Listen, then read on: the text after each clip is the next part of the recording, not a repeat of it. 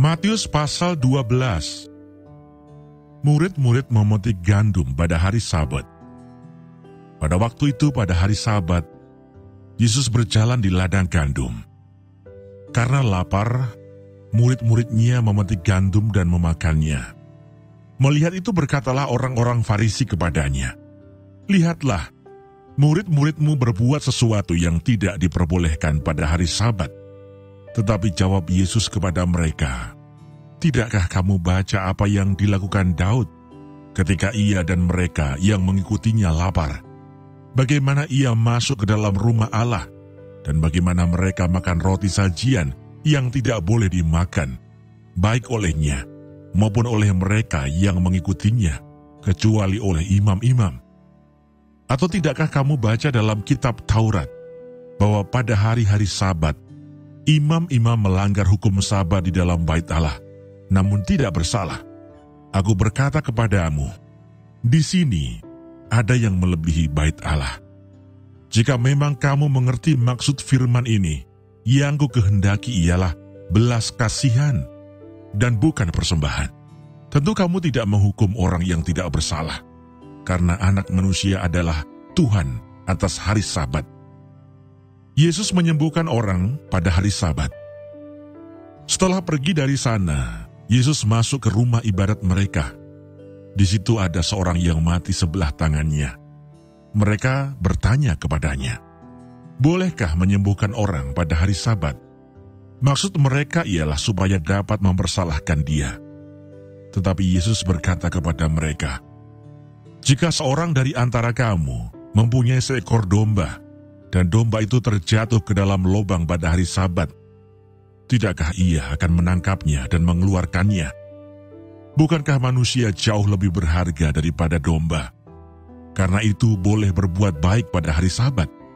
Lalu kata Yesus kepada orang itu, "Ulurkanlah tanganmu." Dan ia mengulurkannya.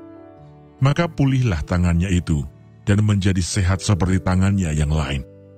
Lalu keluarlah orang-orang Farisi itu dan bersekongkol untuk membunuh dia. Tetapi Yesus mengetahui maksud mereka, lalu menyingkir dari sana. Yesus hamba Tuhan. Banyak orang mengikuti Yesus dan ia menyembuhkan mereka semuanya. Ia dengan keras melarang mereka memberitahukan siapa dia, supaya genaplah firman yang disampaikan oleh Nabi Yesaya. "Lihatlah, itu hambaku yang kupilih, yang kukasihi, yang kepadanya jiwaku berkenan. Aku akan menaruh rohku ke atasnya, dan ia akan memaklumkan hukum kepada bangsa-bangsa. Ia tidak akan berbantah dan tidak akan berteriak, dan orang tidak akan mendengar suaranya di jalan-jalan. Bulu yang patah terkulai tidak akan diputuskannya, dan sumbu yang pudar nyalanya tidak akan dipadamkannya, sampai ia menjadikan hukum itu menang. Dan padanyalah bangsa-bangsa akan berharap." Yesus dan Beelzebul. Kemudian dibawalah kepada Yesus seorang yang kerasukan setan. Orang itu buta dan bisu. Lalu Yesus menyembuhkannya, sehingga si bisu itu berkata-kata dan melihat. Maka takjublah sekalian orang banyak itu, katanya, "Ia ini agaknya anak Daud." Tetapi ketika orang Farisi mendengarnya, mereka berkata, "Dengan Beelzebul, penghulu setan, ia mengusir setan." Tetapi Yesus mengetahui pikiran mereka, lalu berkata kepada mereka, "Setiap kerajaan yang terpecah-pecah pasti binasa, dan setiap kota atau rumah tangga yang terpecah-pecah tidak dapat bertahan. Demikianlah juga kalau iblis mengusir iblis, ia pun terbagi-bagi dan melawan dirinya sendiri. Bagaimanakah kerajaannya dapat bertahan? Jadi jika aku mengusir setan dengan kuasa Beelzebul, dengan kuasa siapakah pengikut-pengikutmu mengusirnya? Sebab itu merekalah yang akan menjadi hakimmu.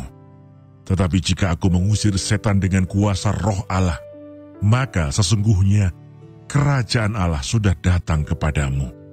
Atau bagaimanakah orang dapat memasuki rumah seorang yang kuat dan merampas harta bendanya, apabila tidak diikatnya dahulu orang kuat itu? Sesudah diikatnya barulah dapat ia merampok rumah itu. Siapa tidak bersama aku, ia melawan aku. Dan siapa tidak mengumpulkan bersama aku, ia mencerai-beraikan. Sebab itu aku berkata kepadamu, segala dosa dan hujat manusia akan diampuni, tetapi hujat terhadap Roh Kudus tidak akan diampuni. Apabila seorang mengucapkan sesuatu menentang Anak Manusia, ia akan diampuni. Tetapi jika ia menentang Roh Kudus, ia tidak akan diampuni. Di dunia ini tidak, dan di dunia yang akan datang pun tidak. Jikalau suatu pohon kamu katakan baik, maka baik pula buahnya. Jikalau suatu pohon kamu katakan tidak baik, maka tidak baik pula buahnya. Sebab dari buahnya pohon itu dikenal. Hai kamu, keturunan ular beludak, bagaimanakah kamu dapat mengucapkan hal-hal yang baik, sedangkan kamu sendiri jahat? Karena yang diucapkan mulut meluap dari hati. Orang yang baik mengeluarkan hal-hal yang baik dari perbendaharaannya yang baik, dan orang yang jahat mengeluarkan hal-hal yang jahat dari perbendaharaannya yang jahat. Tetapi aku berkata kepadamu, setiap kata sia-sia yang diucapkan orang harus dipertanggungjawabkannya pada hari penghakiman. Karena menurut ucapanmu engkau akan dibenarkan, dan menurut ucapanmu pula engkau akan dihukum. Tanda Yunus. Pada waktu itu berkatalah beberapa ahli Taurat dan orang Farisi kepada Yesus, Guru, kami ingin melihat suatu tanda daripadamu. Tetapi jawabnya kepada mereka, angkatan yang jahat dan tidak setia ini menuntut suatu tanda. Tetapi kepada mereka tidak akan diberikan tanda selain tanda Nabi Yunus.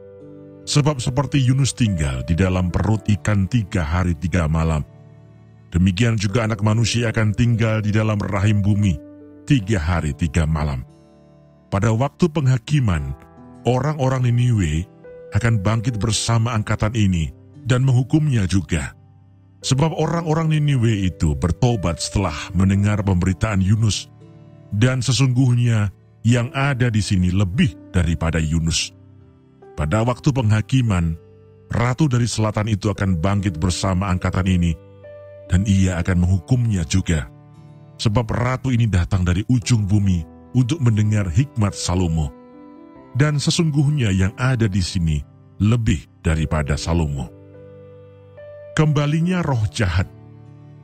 Apabila roh jahat keluar dari manusia, ia pun mengembara ke tempat-tempat yang tandus mencari perhentian, tetapi ia tidak mendapatkannya.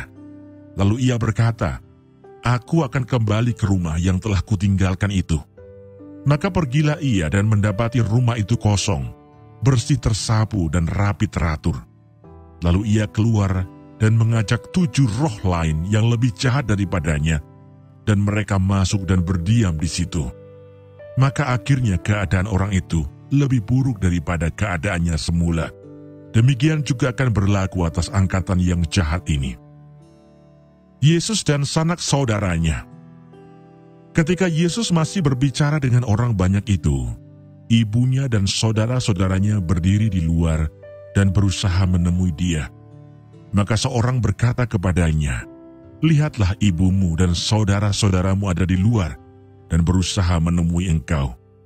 Tetapi jawab Yesus kepada orang yang menyampaikan berita itu kepadanya, siapa ibuku dan siapa saudara-saudaraku?